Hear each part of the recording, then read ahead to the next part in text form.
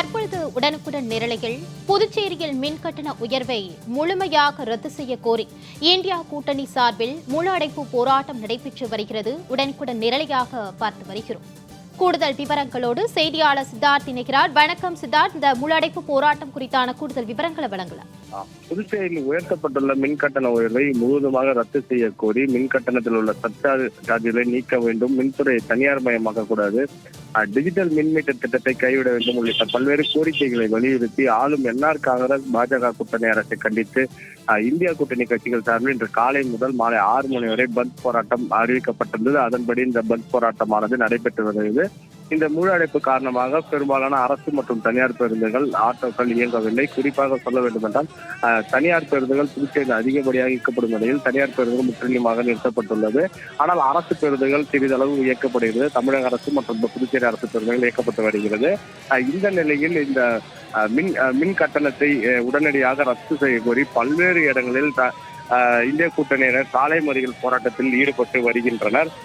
அதன்படி புதுச்சேரி தவளகுப்பம் பகுதி, அதே போல் புறநகர பகுதியிலான 10 கண்ணு உள்ளிட்ட பகுதியிலும் ஆங்காங்கே இந்த இந்திய கூட்டணி கட்சியினர் சாலை மறியலில் ஈடுபட்டு கைதாகி வருகின்றனர். இந்த நிலையில் வெங்கடசுப்பரெட்டி சதுக்கத்தில் முன்னாள் முதலமைச்சர் நாராயணசாமி தலைமையில் காங்கிரஸ் கட்சி தலைவர் வைத்திலிங்கம் எம்பி உள்ளிட்ட கூட்டணி கட்சி தலைவர்கள், நிர்வாகிகள் என 100க்கும் மேற்பட்டோர் சாலை மறியலில் ஈடுபட்டனர். அதே போல் வரும் தனியார் வாகனங்களை கண்ணாடியில் அடித்து அதை திரும்பி செல்லுமாறு அறிவுறுத்தி போராட்டத்தில் ஈடுபட்டு வந்தனர். இந்த சாலை மறியல் காரணமாக பேருந்து நிலையம் செல்லும் முக்கிய சாலை, இந்த சாலை மறியல் காரணமாக பேருந்துகள் செல்வதற்கும் வெளியூரில் இருந்து புதுச்சேரி வந்தவர்கள் அந்த வழியாக செல்வதற்கு நீண்ட வரிசையில் காத்திருந்தனர். இதனால் வழியே போக்குவரத்து நெரிசலும் ஏற்பட்டது.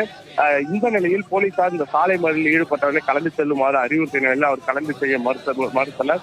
இதனால் அவர்களை உடனடியாக போலீசார் வலுக்கட்டாயமாக கைது செய்து அழைத்து சென்றனர்.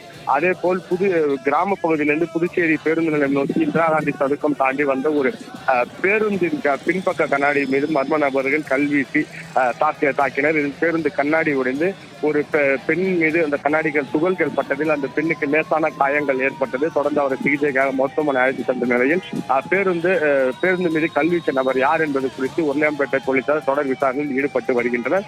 மேலும் இந்த பந்த் காரணமாக 1 முதல் 8ஆம் வகுப்பு உள்ள அரசு மற்றும் தனியார் பள்ளிகளுக்கு விடுமுறையும் அளிக்கப்பட்டுள்ளது. போலீசாரும் அங்கங்கே பாதுகாப்பு பணியில் ஈடுபட்டு வருகின்றனர். சித்தார்த், கூடுதல் விவரங்களோடு இணைந்தமைக்கு நன்றி.